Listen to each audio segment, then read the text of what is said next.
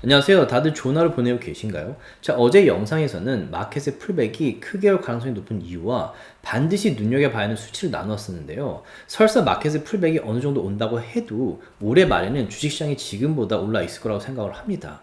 자, 주식시장의 풀백은 매년 일어나는 일이기 때문에 주식시장이 5%, 10% 떨어졌다고 해서 패닉할 필요는 전혀 없다고 생각을 합니다. 자, 중요한 것은 마켓의 트렌드가 상승세에서 하향세로 바뀌었는지 보는 거라고 생각을 하는데요. 저는 개인적으로 올해는 마켓에 자본이 크게 들어올 가능성이 높다고 생각을 하고, 그 이유와 특히 돈이 많이 들어와서 눈여겨봐야 하는 분야, 그리고 그 분야에 속한 주식들을 최근 줌 미팅 때 페이턴 서비스 멤버분들과 나눴었는데요. 일부를 편집해서 오늘 영상으로 준비를 해봤습니다. 자, 여러분들께서 2026년에 투자하시는데 조금이라도 도움이 되었으면 좋겠습니다.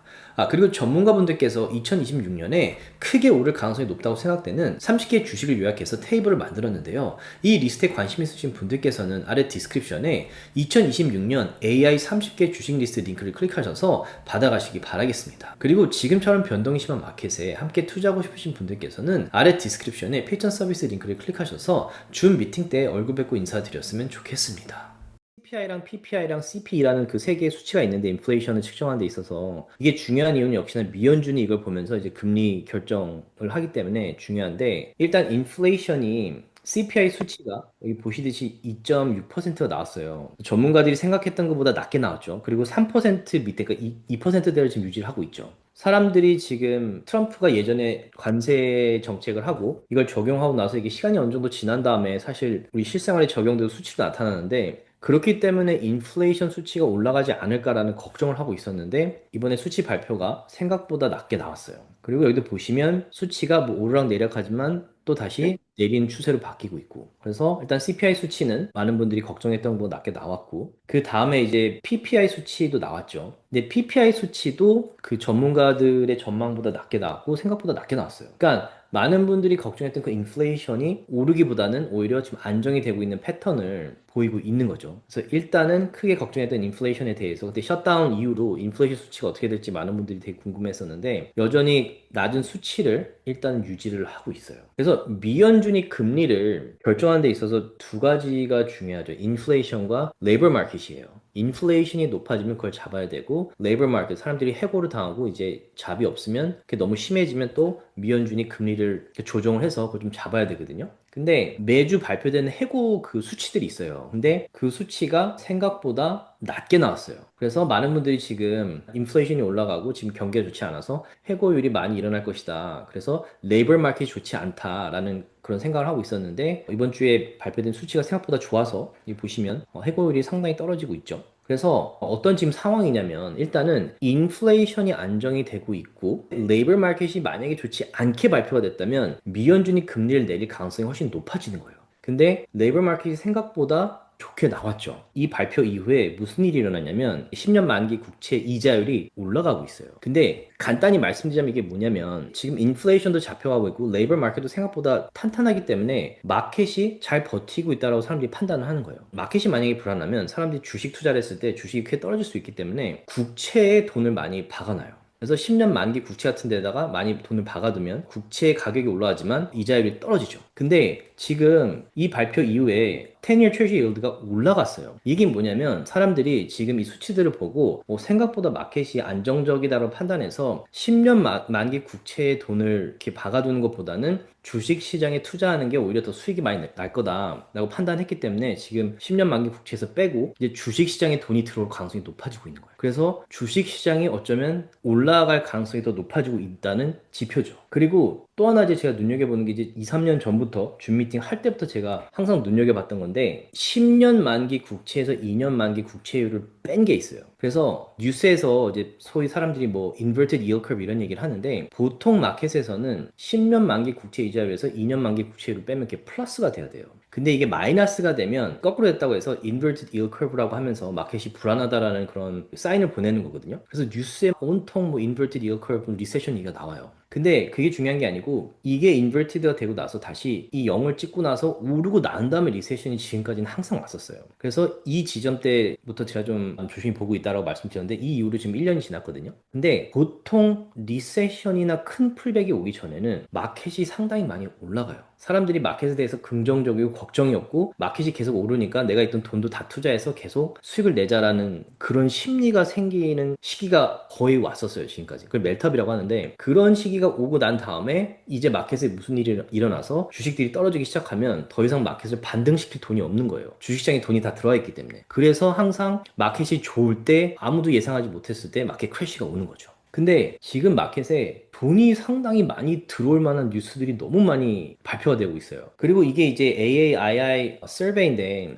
앞으로 6개월 후에 마켓이 더 올라가 있을 거냐, 내려가 있을 거냐 이거를 이제 전문가들이 설문조사를 하는 건데 앞으로 6개월 후에 이 주식시장이 더 올라가 있을 거라고 이제 긍정적으로 생각하는 분들이 점점 많아지고 있어요. 그래서 보통 이렇게 bullish 한 사람들이 많을 때는 상승 모멘텀이 시작되는 경우가 많아요. 근데 이게 100% 정확한 건 아닌데 bearish 한 사람들이 이렇게 높아지는 이 주가 8주 정도 계속 이게 bullish 게 많은 이런 설문조사가 나오면 일반 투자자들이 마켓에 대해서 상당히 긍정적으로 생각하고 돈을 계속 투자를 하는 경우가 많아요, 심리적으로. 그래서 보통 6주에서 8주 동안 이게 만약에 이 bullish 게 계속 높게 나오면 부분 매도도 하고 그러기는 해요, 저도. 그리고 마켓이 항상 올라갈 수는 없으니까 사람들이 너무 긍정적으로 생각할 때 항상 크든 작든 풀백이 대부분 오긴 와요. 그래서 지금 이게 2, 3주째 오르고 있기 때문에 이것도 좀 보면서 좀 그것도 나눠 드릴게요. 그리고 트럼프가 베네수엘라를 공격한 이유가 뭐 여러 가지 이유도 있고 핑계를 대고는 있지만 결국엔 리소스예요. 지금 오일을 뺏어오고 있죠. 미국이 지금 오일을 필요로 하고 있는데 이 대통령을 잡고 나서 미국이 통제를 하고 있고 베네수엘라의 오일을 30에서 50 밀리언 배럴로 팔고 있어요. 그래서 그걸 팔아서 수익이 나잖아요. 베네수엘라 오일을 팔면 그 수익이 나잖아요. 그럼 그 수익도 지금 베네수엘라가 돈을 번 거지만 미국이 통제를 하면서 그 돈으로 미국의 제품들을 지금 다시 살 거다라고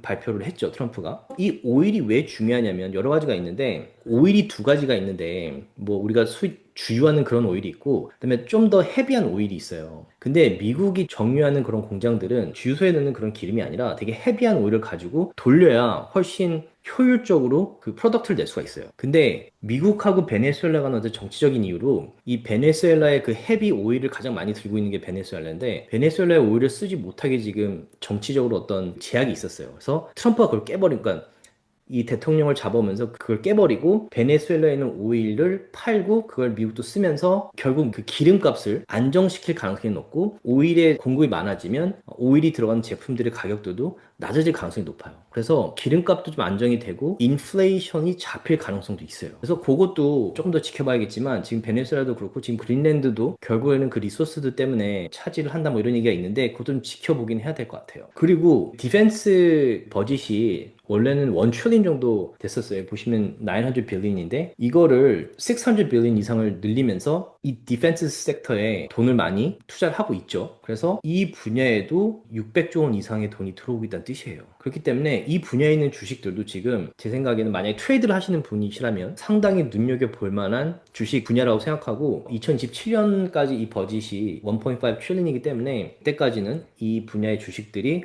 아마도 분기점 발표를 봐야겠지만 꽤 실적들이 좋지 않을까 하는 생각이 들긴 해요. 제가 그 포스팅해드린 주식들 있죠. LMT 같은 회사나 General Dynamics, GD 같은 회사들 그런 회사들이 꽤 지금 올라가고 있을 거예요. 잠시만 확인 좀 해볼까요? 그쵸. 올라오고 있죠. 많이 올라오고 있죠. 이게 이제 디펜스 쪽에 되게 대표적인 회사들인데 지금 이제 쭉쭉 이거 이제 풀백이 올 건데 올라가기 시작을 하고 있다라고 생각을 해요. 그래서 이 분야에 지금 돈이 많이 들어오고 있고 제너럴 다이내믹스도 지금 뭐 서서히 오르고 있네요. ABAB도 이 디펜스 쪽에 좀 눈여겨보는 주식인데 다들 지금 오르고 있어요. 그래서 이 분야도 지금 이 오르는 건 단기적인 거고 만약에 정말 2027년도까지 그 600, 700조 원 이상 돈이 들어온다면 당연히 이 주식들의 실적들도 좋아질 거예요. 그래서 만약에 트레이드를 하신다면 뭐 이런 지점보다는 이렇게 오른 다음에는 이 RSI가 너무 높기 때문에 분명히 풀백이 와요. 막 이럴 때 너무 조급하게 쫓아갈 필요 없어요. 이렇게 오르고 나면 예를 들면 이제 많은 분들이 메시지를 보내주셔서 제가 항상 말씀드리는데 이 주가가 이렇게 쭉쭉 오르면 막 이런 지점에 사고 싶거든요. 이때 샀으면 이렇게 올랐을 텐데 또 이때 사면 더 오를 것 같고 물론 오를 수 있어요. 근데 RSI가 지금 너무 높아요. 그러니까 헤지 펀드들이 지나치게 매수를 너무 많이 했다는 뜻이에요. 그렇기 때문에 이 RSI가 이렇게 올라가면 무조건 한번 이렇게 내려와야 돼요. 이 패턴이에요. 이런 패턴이 유지가 되지 않으면 주식 시장이 존재를 할 수가 없거든요.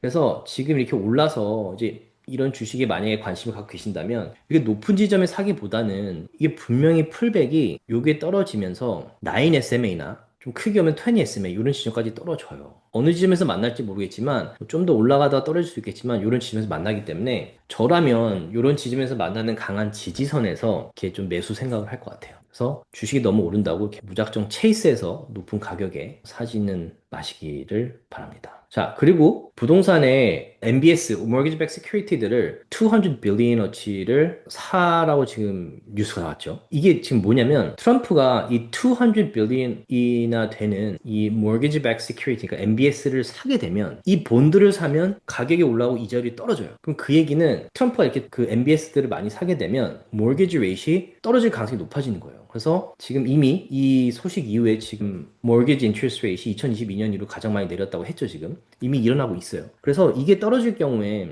이제 사람들이 두 가지가 일어날 수가 있어요. 많은 분들이 코로나 이전에 집을 샀을 때는 mortgage interest rate 2점 몇 퍼센트, 3점 몇 퍼센트였어요. 그렇기 때문에 이자율이 만약에 지금 6%, 7% 이러면 이 집을 팔 이유가 없어요. 내가 지금 2점 몇, 3점 몇에 지금 이자율을 픽싱을 해서 집을 샀는데 굳이 새 집을 사가지고 이자율을 두 배나 더 낼 필요가 없겠죠. 그래서 파는 사람도 많지 않고 거기다가 이자율이 이렇게 높으면 사는 사람도 많지가 않아요. 그래서 부동산 시장이 지금 몇 년간 거의 플랫했죠. 근데 트럼프가 이 분야도 지금 다시 활발하게 살리기 위해서 지금 요 200 빌리언어치 MBS를 사면서 이자율을 낮추면 그동안 집을 사고 싶었지만 이자율이 너무 높아서 못 샀던 사람들도 살 수 있고 집을 팔고 싶었던 사람들도 내가 이제 뭐 3%에 샀는데 만약에 이게 5%나 4점 몇 퍼센트 떨어진다. 그럼 뭐 팔만도 하죠. 7%랑 비교를 했을 때. 그래서 이것도 좀 지켜봐야겠지만 하우싱 마켓도 오르락 내리락 할 수 있고 이 분야의 주식들도 눈여겨보고는 있어요. 제가 막 이런 뉴스에 트레이드를 하는 스타일은 아니기 때문에 그걸 체이스해서 트레이드 하진 않는데 이것도 포스팅을 제가 해드릴게요. 이게 하우싱 관련된 주식들이거든요. 이제 모아놨는데 이렇게 오르고 있죠. 주식들이 오르고 있어요. 오르고 있고 아마 점점 더